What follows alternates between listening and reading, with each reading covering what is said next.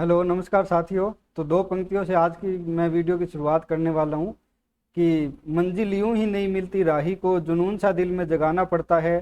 किसी ने पूछा चिड़िया से कि घोंसला कैसे बनता है, तो बोली तिनका तिनका उठाना पड़ता है। जी हाँ, अभी आपका आरएस प्रीलिम्स के लिए लगभग 40 दिनों का समय रहा है, तो आपको भी अभी तिनका तिनका उठाकर आपको अपना घोंसला तैयार करना है, यानी कि एक एक पर्सन से आपको अपना प्रीलिम्स निकालना है। तो इन 40 दिनों की रणनीति क्या रहेगी, किस तरह से पढ़ना चाहिए, क्या पढ़ना चाहिए, किन सिलेक्टिव चीज़ों को पढ़ना चाहिए, इसके ऊपर आज मैं बात करूंगा। तो ज़्यादा लंबी वीडियो नहीं रहेगी, छोटी सी 5-7 मिनट की वीडियो रहेगी, तो आप इसको ज़रूर देखना। ठीक है। तो सबसे पहले मैं बताना चाहूँगा कि बच्चे दो तरह के होते हैं एग्जाम देने वाले। एक बच्चे वो होते हैं जो साइंस बैकग्राउंड के होते हैं, और दूसरे बच्चे वो होते हैं जो ह्यूमैनिटीज या आर्ट बैकग्राउंड के होते हैं। तो ये जो वीडियो है इन दोनों के बच्चों के ऊपर रहेगी, यानी कि इनको कॉमनली क्या पढ़ना चाहिए और अलग से इनको क्या पढ़ना चाहिए, वो मैं दोनों तरह की चीज़ें बताऊंगा। तो सबसे पहले मैं कॉमन रूप से बताना चाहूँगा कि इनको बच्चों को क्या पढ़ना चाहिए, चाहे वो साइंस बैकग्राउंड के हो, चाहे वो आर्ट बैकग्राउंड के हो, किसी भी बैकग्राउंड के हो। उनके लिए सबसे पहले मस्ट कंपलसरी जो पढ़ना है वो है इकोनॉमिक सर्वे आपका, दूसरा करंट अफेयर। ये दो टॉपिक दोनों साइंस और आर्ट बैकग्राउंड के बच्चों को दोनों को पढ़ना अनिवार्य है। आपको इकोनॉमिक सर्वे, बजट और करंट अफेयर से लगभग 30 से 40 क्वेश्चन के आसपास मिलेंगे, जिसमें अगर जैसे मान के चलो आप 40 क्वेश्चन आते हैं तो 35 क्वेश्चन उसमें से आराम से कर ले जाओगे। और करंट अफेयर आपको ज़्यादा पढ़ना भी नहीं है, बीते 7 या 8 महीने का करंट अफेयर पढ़ना है, जनवरी 2023 से लेकर का। और इकोनॉमिक सर्वे आपको पढ़ना है। तो ये तो हो गया दोनों बच्चों के लिए। उसके बाद आपको पढ़ना है जो राजस्थान की पॉलिटी है, वो दोनों बच्चों को पढ़नी है, जो चाहे वो साइंस बैकग्राउंड के हो या फिर आर्ट्स बैकग्राउंड के हो। इससे आपके पॉलिटी के 10 से 12 क्वेश्चन आसानी से सोल्व हो जाएंगे, आप उनको कर ले जाओगे। इसके बाद जो आपको पढ़ना है वो है इकोलॉजी एंड इन्वायरमेंट। ये दोनों बच्चों के लिए कॉमन सब्जेक्ट रहेगा कि दोनों बच्चे इकोलॉजी इन्वायरमेंट को अच्छे से करें, उसका करंट अफेयर अच्छे से करें। ठीक है। उसके अलावा जो रीजनिंग का आपका टॉपिक होता है, मैथ और रीजनिंग का जरूर टॉपिक रहे, 7 से 8 क्वेश्चन उसमें से आराम से हो जाएंगे। ठीक है। अब बात करते हैं उन बच्चों की जो साइंस बैकग्राउंड के, उनको क्या एफर्ट है एक्स्ट्रा डालने हैं। उनको अपनी साइंस तैयार करनी है, फिजिक्स, केमिस्ट्री और बायोलॉजी। साइंस में अच्छी उनको पकड़ होनी चाहिए। दूसरा, उनको साइंस और टेक्नोलॉजी का जो पोर्शन है वो तैयार करना है अच्छे से। उसमें कहीं से बाहर क्वेश्चन आपके जाने नहीं चाहिए। आपने जो पढ़ा है उसमें से आप जैसे अगर 20 क्वेश्चन आएंगे उसमें, तो आप 18 क्वेश्चन उसमें से आराम से कर ले जाओ। इस तरह से आपको तैयारी करनी है। तो इतना ही सिलेक्टिव टॉपिक अब साइंस वालों को पढ़ना है, क्योंकि ज़्यादा टाइम आपके पास रहा नहीं। इसके अलावा साइंस जो बैकग्राउंड के बच्चे होते हैं उनका बोला जाता है कि मैथ रीजनिंग अच्छा होता है, तो मैथ रीजनिंग के ऊपर वो खास ध्यान देंगे।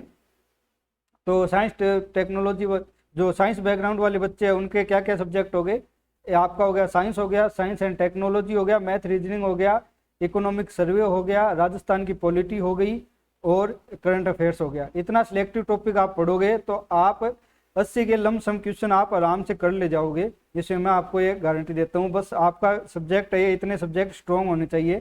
आपके पास अब ज़्यादा टाइम बचा नहीं है कि आप सब कुछ पढ़ो, बस आपको पढ़ना है सिलेक्टिव, जिससे आपका आरएस प्रीलिम्स निकल जाए और आप मेंस देने के काबिल हो जाओ। ठीक है। अब बात करते हैं आर्ट्स वाले जो बच्चे, उनको एक्स्ट्रा क्या पढ़ना है। उनको पढ़ना है राजस्थान की हिस्ट्री, जिसमें आपके मुख्य रूप से रहेंगे मंदिर, मेले, त्यौहार, इस तरह की, या फिर जो रचनाएं होती है, कृतियाँ होती है, उस तरह वो वाले टॉपिक आपको पढ़ने हैं। राजस्थान में जो आभूषण होते हैं वो वाले टॉपिक आपको पढ़ने हैं। उसके अलावा आपको जो ज्योग्राफी का है राजस्थान की, वो राजस्थान की ज्योग्राफी आपको पढ़नी है।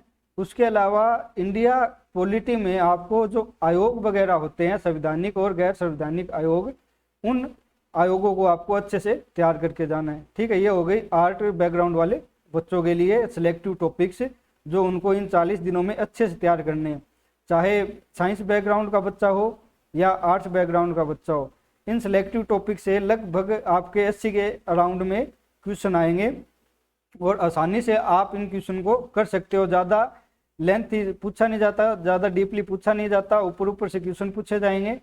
तो इन सिलेक्टिव टॉपिकों से आप अपना आरएस प्रीलिम्स आसानी से निकाल सकते हैं।